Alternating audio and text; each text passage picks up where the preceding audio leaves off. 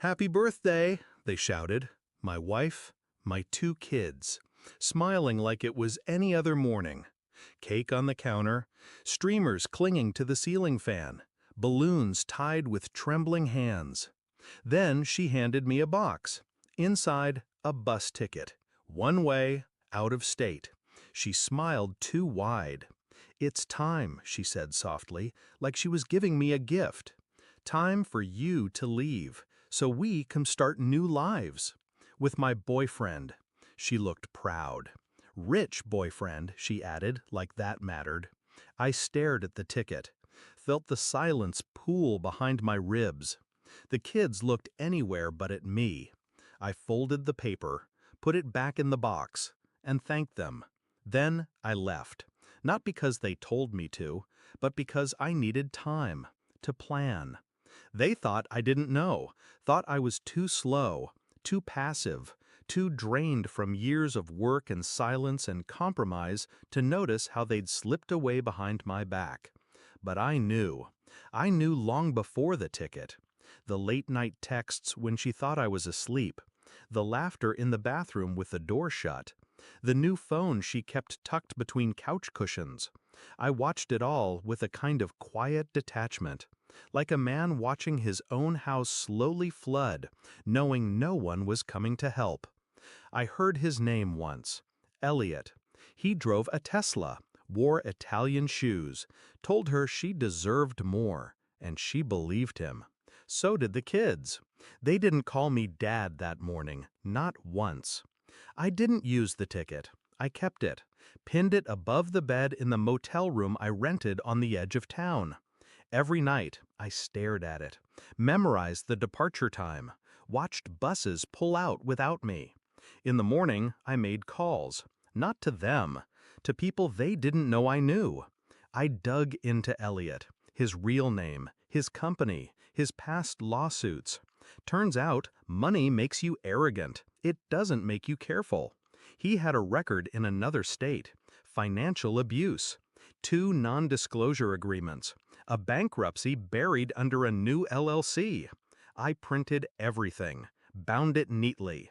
Then I hired a courier. Meanwhile, I watched the house, from across the street, unseen. They'd moved him in already. His car sat in my driveway. He wore my robe, ate my food, played soccer with my son in the yard like he belonged there. And my daughter called him L. I kept watching, waiting, not for him to slip, but for them to settle, for the illusion to harden into something they believed was permanent. Because that's when it hurts the most, when you finally let yourself feel safe. The box arrived on a Tuesday. Brown cardboard, no label, no sender's name. Inside, just one item, a thumb drive, and one sheet of paper. Printed on it, "Check the video files before dinner." I know the kids were home. I know they all sat down together like some sitcom family. I know because I watched it. On a private security feed I left running when I walked out the front door. She clicked the first file. Footage of Elliot, his hands around another woman's waist, from last month. Then another file. Bank transfers to offshore accounts. His name, her name, dates lining up exactly with the days she told me she was visiting her sister. Then the last one. A camera in the master bedroom. Not for what happened between her and Elliot, but what he said after. "She's dumb enough to think I'm staying." She stood frozen, kids silent. I watched her world start to crack. And I didn't feel joy, only silence. 2 days later, she called me, didn't leave a message. The next morning, the boyfriend left, didn't come back. The house is in foreclosure now. Apparently, Elliot drained their joint account, left a note, said, "Thanks for the ride." I didn't need to show up, didn't need to say a word, but I did send one thing, a small black box. Inside, the bus ticket, the original, folded once, no crease.